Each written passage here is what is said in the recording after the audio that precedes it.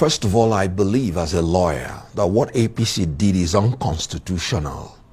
By the express provisions of the Constitution, Section 15, subsection 1, that defined the political objectives of Nigeria, talked about our motto, unity, faith, peace, and progress. Subsection 2 said, accordingly, national integration shall be actively encouraged, whilst discrimination on the basis of place of origin, religion, ethnic, linguistic, etc. shall be prohibited. Use the word prohibited. Then if you descend to 3D subsection, he said the state shall have a duty in pursuance to the pursuit of national integration, shall encourage the forming of associations that cut across ethnic, linguistic, and religious barriers.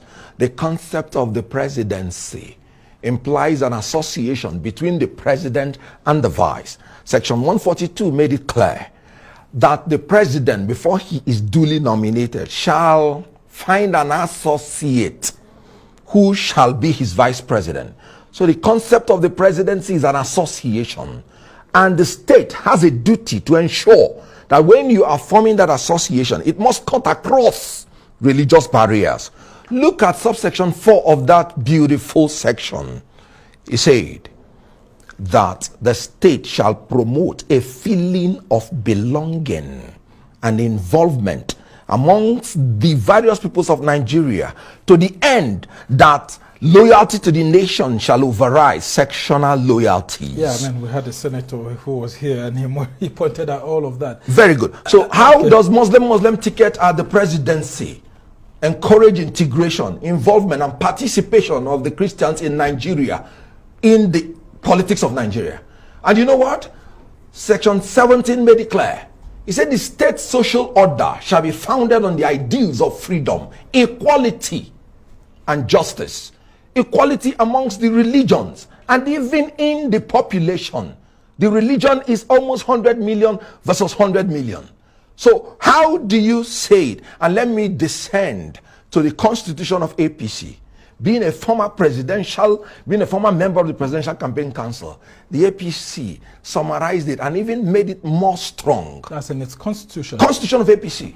He said the APC should build a nation that will guarantee political stability, respect and understanding, mutual and peaceful coexistence, and equal opportunities to all. So we're heading towards political instability, even if the APC wins. That's what you're saying. It is very, very plain. When you have the president and the vice of a religion, no matter what you do, you are already flawed. You cannot, it's unappeasable. Now, can't we balance that with maybe the president of the Senate, yes, and a speaker of the House of Representatives coming from the Christian faith or maybe even traditionalists? What if the candidate is already thinking towards that to create a balance? Elementary government will teach you that there are 3 different arms of government: executive, legislature, and judiciary. These arms are equal and opposite, and they are separate. So why would you talk about balancing the legislature with the executive? No, they are not an association. You balance the executive with the executive. You balance the legislature with the legislature. You balance the judiciary with the judiciary. That is the concept of the federal character and zoning arrangement. Even in the judiciary, where it is by appointment, they still take note of our federal character. And the conduct of affairs of every government must reflect that federal character. So there was a call actually for a southern presidency, yes, and we've got someone from the south in a very big party, in fact the governing party. Why would someone like you want to leave that governing party when there's a southern candidate just because of the issues of religion? Because I mean, some others are saying that these are issues that can be settled if eventually the south gets the presidency. As a young man of 24, it pleased the Almighty God to bless me with fame and fortune. I happen to be the first actor that acted the first movie that started Nollywood. You do not contemplate that I will enter politics for my self-aggrandizement. No. Nigeria is my pursuit in politics, and I will keep searching for it until I find it. So whatever you want to give me as a person is secondary. Give me Nigeria. Give me stability. Give me employment to the youths. Give me sense of belonging. Give me participation of everybody. And you would have made my day.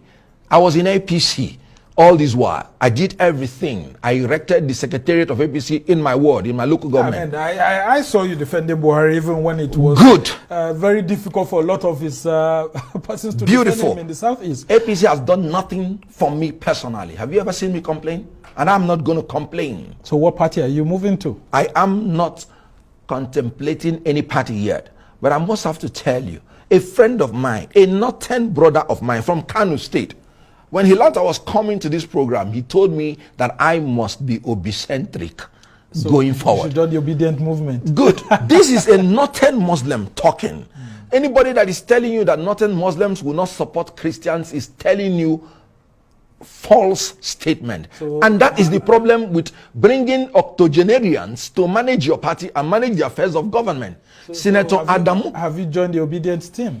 I am obicentric, but I have not joined any party because that is the ticket that has actually provided for me that stability, that youthful energy that we need to change the system of Nigeria at this time. But APC and PDP says it's just an internet sensation. I mean, social media buzz. And of course, that, for example, on Saturday, when the Osun State governorship election will be held, that you will see where Labour Party will be. And it won't be among the top 3 or something like that. When they say such things, what do you say to them? Do you remember the time that APC was campaigning in 2015? They were the originators of internet sensation. And so, why are they crying if it is not making any impact? When I read business administration, they taught me that the strategy of marketing starts with drawing attention. We call it the IADA principle. Attention, interest, desire before action. So stimulating attention of the people is the first thing you have to do when you want to market a product. And Obi is doing that well? They are doing it effectively well. And that is why those people are rattled. Okay, as we try to round off this conversation, we've seen a lot of actors like you pitching their tent with this same presidential candidate that you're running away from. I mean, so if you're going away, some of your colleagues are going to Tinubu and all of that. What do you make of such moves? They are making the moves as actors, simpliciter, that are entitled to the appearance fee. So they're acting movies. You can say that again. So there's an element of deception there. I wouldn't say that with you. But they have the right to go in as actors and ask for the appearance fee. I am going in as a politician that understands the rudiments and implications of the decisions I'm making today for my future and the future of my children. Yet unborn. Tinubu had got a bishop or a pastor like Buhari did and all of that. Do you think that the Southeast would have voted for him? Other parts of the country would have voted, because I mean, we saw Buhari and Oshibanjo, and yet the Southeast, a lot of politicians there were trying to run away from that. A lot of persons were still tied to PDP and all of that. Do you think by doing that, that can resolve any issues for Tinubu? Now, PDP has been the greatest fraud on Southeast, and that was one of the reasons why I left the party. I told my people PDP was going to ruin them politically, and PDP has done just that. They have been sheepishly following PDP from 1999, giving them 95% of their votes, whether it is a Fulani Muslim or a Christian from South, or it was PDP all through. Now, PDP, after 24 years, did not even consider them qualified, not for the presidency, not for the vice presidency, and in the ticket of the presidency, for a party they sacrificed all, they got nothing. So PDP... Ifeanyi Okowa not Igbo enough for you? Ifeanyi Okowa is not from Southeast. When you talk about geopolitical zoning, you are talking about geographical expressions. You're not talking about... He's a full Igbo. It's just that he finds himself in Delta State. Good. Which happens to be in the South. Good. Very quickly before we end. Then it will be very, it wouldn't be, it would accord to justice for him to take things that will come from South in the name of Igbo, and then come back to take things that will come to Southeast in the name of Igbo. There are Yorubas in North Central, in Kwara State. Would you want them to take the position that is meant for Southwest? So Okowa is Igbo. I have no doubt about that. I love him and respect him for that. When it comes to geopolitical balancing, he is South-South. And he has to allow what has to do with Southeast. That if Tinubu had made Yes. a pope or a bishop or pastor, Yes. his advice, would the Southeast have voted for him quickly? Now, just for when you want a region or a geopolitical zone to vote for you, what do you have for them? Okay. That is politics. It's about the interest of my people. Our people that have been ruling us have been very, very, very extravagant in their failure, just as the Senator Adamu has been publicly proclaiming his proclivity to primordial sentiment. All right. Now, So my people must learn to negotiate their interest in order to give their votes. All That they right, have we not must done. thank you so much. Kenneth Okonkwo is a former member of the APC Presidential Campaign Council, an actor, lawyer, businessman, and all of that. We must thank you so much, especially for your passion for Nigeria. you. And that's how it's been for this edition of the Arising TV. Do join us again tomorrow from me and the entire team here in Abuja. Goodbye and thank you for watching. I'm Somna Sambo.